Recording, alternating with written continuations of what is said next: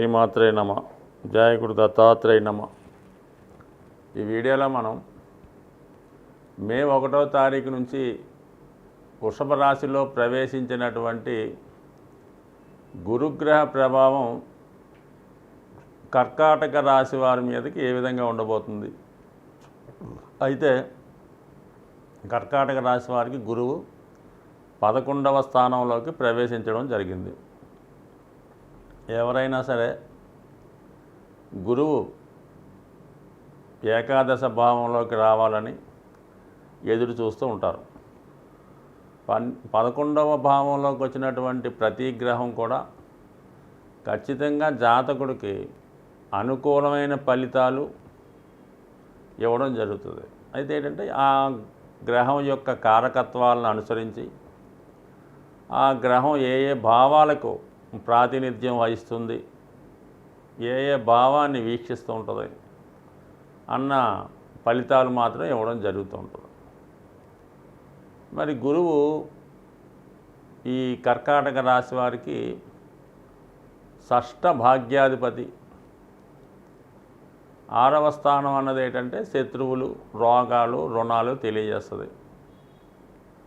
అలాగే 9వ భావం అన్నది అంటే పుణ్యఫలం, తండ్రి, గురువు, ఉన్నత విద్య, దూర ప్రాంతం, పుణ్యక్షేత్రాలు, ధర్మ కార్యక్రమాలు, ముఖ్యంగా అదృష్టం. ఎవరి జన్మజాతకంలో భాగ్యస్థానం బలంగా ఉంటుందో వాడు ఖచ్చితంగా జీవితంలో ఎటువంటి కుటుంబంలో జన్మించినా ఖచ్చితంగా వాడి జీవితంలో అభివృద్ధి పదంలోకి రావడం జరుగుతూ ఉంటుంది. జాతకంలో టెక్నిక్ ఏంటంటే జ్యోతిష్ శాస్త్రంలో భాగ్యస్థానం పాడైన వాడు ఒక విధంగా ఒక మంచి ఉన్నత కుటుంబంలో జన్మిస్తూ ఉంటాడు.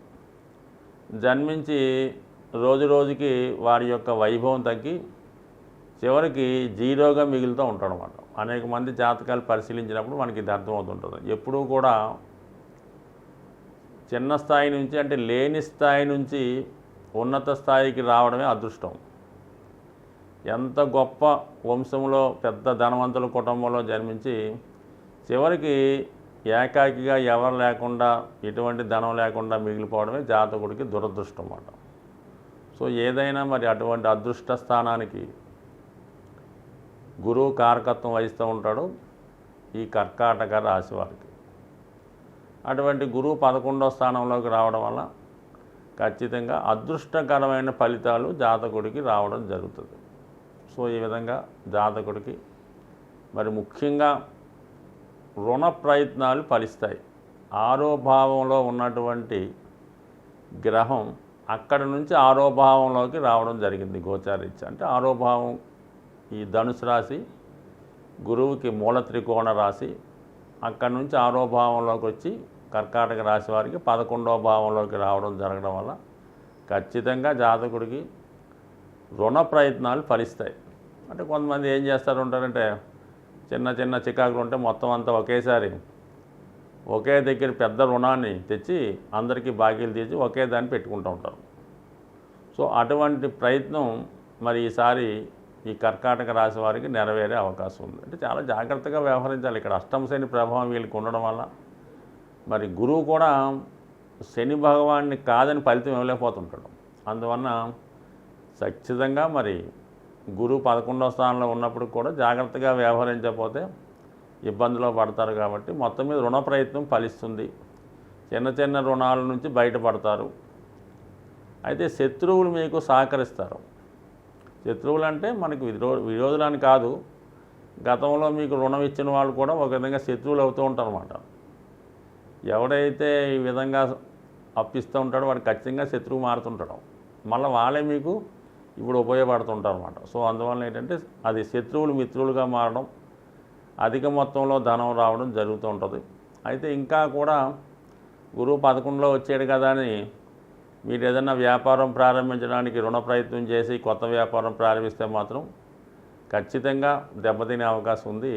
ఎట్టి పరిస్థితుల్లో కూడా అష్టమంలో ఉన్నటువంటి శని భగవానుడు మారేంత వరకు కూడా జాతకుడు దీర్ఘకాలిక పెట్టుబడులు కానీ కొత్త వ్యాపారాలు ప్రారంభించడం చేయడం వల్ల నష్టపోయే అవకాశం ఉంది. సో శని ఎప్పుడూ కూడా చేసిన పొరపాటునే మళ్ళీ చేయిస్తుంటాడు కాబట్టి జాగ్రత్తగా వ్యవహరించండి. దాని తర్వాత ఏంటి, ఇది విద్యార్థులకు మాత్రం చాలా అదృష్టకరంగా ఉంటుంది. విద్యార్థులకి ఉన్నత విద్యా అవకాశాలు, ముఖ్యంగా వాళ్ళ చదువుకి తగిన సహకారం, అది ప్రభుత్వం ద్వారా కానీ పెద్దల ద్వారా కానీ మొత్తం మీద మరి ఉన్నత విద్య చదవాలనుకుంటే ఖచ్చితంగా దానికి మరి సరైనటువంటి ఆర్థిక సహకారం లేకపోతే అది అక్కడితో ఆగిపోతూ ఉంటుంది. అందుకని అటు అవకాశం విద్యాయోగం ఉంది, ధనయోగం రెండు గురువు ఇస్తాడు కాబట్టి నిరభ్యంతరంగా మీరు ఉన్నత విద్యలో ప్రవేశానికి విదేశ ప్రయత్నాలు చేసుకోవచ్చు. మరీ ముఖ్యంగా ఎవరైతే ఉన్నత విద్య కొరకు ఈ మెడికల్ ఎంట్రన్స్ కొరకు కానీ ఐఐటి లాంటి ఉన్నత విద్య కోర్సులకు కానీ ఆల్రెడీ ఎంబీబీఎస్ చదివి పీజీ కోసం ప్రయత్నం చేస్తుంటే కర్కాటక రాశి వారు ఎక్కువగా కెమికల్స్, ఫిజిక్స్, మెడిసిన్స్, ఫార్మా రంగాల్లో ఎక్కువ కనబడుతుంటారు. వాళ్ళకి ఈ లాభస్థాన గురువు 100% మరి ఉన్నత విద్యా అవకాశాలు, అలాగే మెడిసిన్లో ప్రవేశించడానికి ఎవరైతే ప్రిపేర్ అవుతున్నారో వాళ్ళకి కర్కాటక రాశి వారికి చాలా అనుకూలమైన ఫలితాలు ఈ సంవత్సరం రావడం జరుగుతుంది. అయితే గతంలో ప్రయత్నం చేసి ఈ సంవత్సరం కూడా ప్రయత్నం చేస్తున్న వాళ్ళకి ఎక్కువ అవకాశాలు ఉంటాయి. ఈ సంవత్సరం కూడా రాలేదనుకోండి, ఇంకా దాని నుంచి విరమించి మీరు వేరే దాంట్లో కోర్సులో నిరభ్యంతరంగా చేరిపోవచ్చు. ఇప్పుడు రాదనుకుంటే ఇంక జీవితంలో మళ్ళీ ఎప్పుడు మీకు అది రాదని అర్థం అన్నమాట. అందుకని కొద్దిగా గట్టి ప్రయత్నం చేయండి. ఖచ్చితంగా మీరు విద్యా సంబంధించిన విషయాల్లో మాత్రం ఖచ్చితమైన ఫలితం ఈ సంవత్సరం రావడం జరుగుతుంది. అలాగే 11లో ఉన్నటువంటి గురువు 3, 11, 3, 7 స్థానాలని యాక్టివేట్ చేయడం జరుగుతుంది. ఇది పెళ్ళికి సంబంధించింది కాబట్టి మరి వివాహ విషయంలో కూడా మిత్రుల సహకారంతో ఈ సంవత్సరం మరి వివాహానికి సంబంధించిన ఫలితాలు కూడా రావడం జరుగుతూ ఉంటుంది.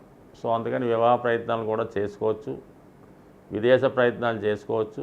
విద్యార్థులు ఉన్నత విద్య కొరకు ప్రయత్నం చేయొచ్చు. అందులో గురువు ఎమ్మటినే ఇస్తాడంటే మాత్రం మనకి 3వ తారీఖు మే నుంచి జూన్ 3వ తారీఖు మధ్యలో గురుమౌఢ్యం ఉంది కాబట్టి ఈ గురుమౌఢ్యం సందర్భంగా గురువు శుభ ఫలితాలు అంతగా ఇవ్వలేకపోతుంటాడు.